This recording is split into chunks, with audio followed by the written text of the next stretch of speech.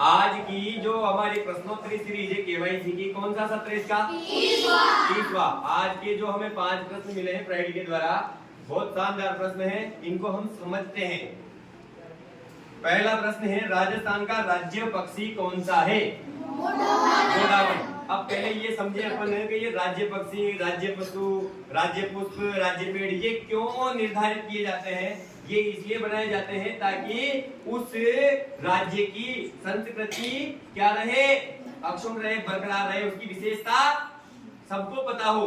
तो संस्कृति की रक्षा के लिए ये प्रतीक बनाए जाते हैं। राजस्थान का जो राज्य वृक्ष है, राजस्थान का जो राज्य पक्षी है कौन है? गोडावण। तो प्रत्येक राज्य के होते हैं, राजस्थान का कौन सा है? गोडावण।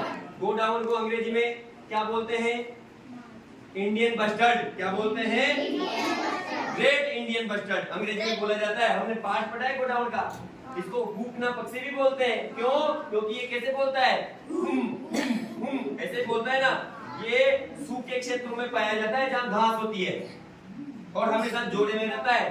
शर्मीला पक्षी है। इसका वैज्ञानिक नाम भी हमें पता है, पाठ आया है 5 में, पहले किताबें चेंज नहीं हुई थी उससे पहले।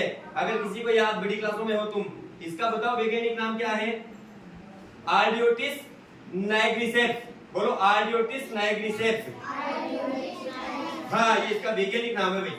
अब दूसरा प्रश्न है, देखो, अनुच्छेद 356 का संबंध किससे है? अब कल आया था, अनुच्छेद 352 का संबंध किससे है? राष्ट्रीय आपातकाल। अब 1900, देखो आपातकाल से संबंधित 3 अनुच्छेद है हमारे संविधान में। 1900 मतलब 300 जो 52वां अनुच्छेद है वो तो है राष्ट्रीय आपात। अब आता है अगला 356 का। अब राष्ट्र किससे मिलके बना है? राज्यों से। तो ये राज्य आपात। 356 किससे संबंधित है? राज्य आपात। यानी राज्यों में अगर ये सरकार संविधान के अनुरूप नहीं चल पाती है, संवैधानिक तंत्र, प्रशासन का तंत्र अगर विफल हो जाता है, तो वहां आपातकाल लग जाता है उस राज्य में। और कौन सा शासन लग जाता है? राष्ट्रपति शासन। फिर उस राज्य की शक्तियां गौण हो जाती है और राष्ट्रपति ही यानी कि केंद्र ही उस राज्य का संचालन करता है। आई समझ में? एक और अनुच्छेद है 360, वो भी आपातकाल से संबंधित है, वो है वित्तीय आपात।